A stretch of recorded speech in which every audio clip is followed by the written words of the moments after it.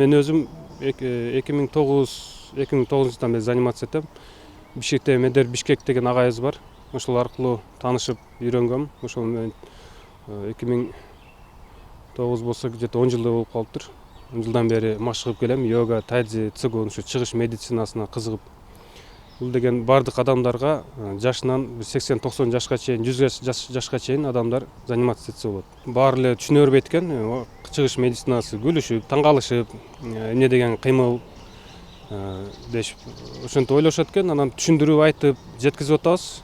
Бул деген адамды не только мына суставтарга, бул энергия, ички энергияга дагы чоң таасирин тийгизет, адамды жашартат десек болот. Азыр Жалал Абад шаарында мен 1-2 эле адам бар, ушу занимация адамдарды үйрөтүп аткан. Көбү түшүнүгү азыраак. Ошого келечекте жерлерге ачып, рекламаларды берип, элдерди үйрөтсөк деген ой бар. Азыр Ошто, Бишкекте биздин агайларыбыз, мен коллегаларым уже жайылып, Ошто айрыкча жакшы 9 апрелде, 10 апрелде тайцзи күнү болду. Ошондо интернетке кирип көрсөңүздөр болот. Площадька чыгып алышып, жүздөн аш 500 адамдар чыгып алып тайцзи, цигун жасашты. Мондай формаларды кийишет. Элдерге түшүнүгү жакшы эле болуп калды. Эми Жалал Абадка ошону жайылтат деген ой бар. Бул көнүгүү негизинен өзү классический упражнениялерде, гимнастикаларда бат кыймылдап, адам наоборот чарчап калышы мүмкүн да. Кичине денеси жазылган менен чарчап калышы мүмкүн.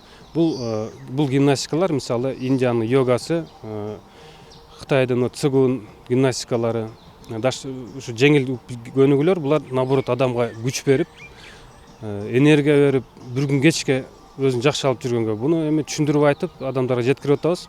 Жай жасалган сайын бунун дыханиясы дагы туура жасалат. Мисалы, ар бир көнүгүү мындай дыхания менен кыймыл дагы кошо кетет. Анан бул медитация, медитативный упражнениялер. Бул кызыгып, азыр эмне деген интернет көп. Интернетке кирип кызыгып көрсө болот. Цигун деген эмне, тайцзи деген эмне, эмнеге пайда берет? Айтып атпаймынбы, бүт адамдын эң керектүү, даже витаминден бери алып бере турган упражнениялер булар. Тамак аштан башка. Биз космический энергия дейбиз, жердин энергиясы дейбиз, ошолорду алышты үйрөнөбүз. Ар бир кыймыл суставтарга, ички органдарга таасир этет. Бул айта берсе сөз көп да. Муну атайын китептери бар. Китептерден окуса болот, интернетке кирип окуңуздар.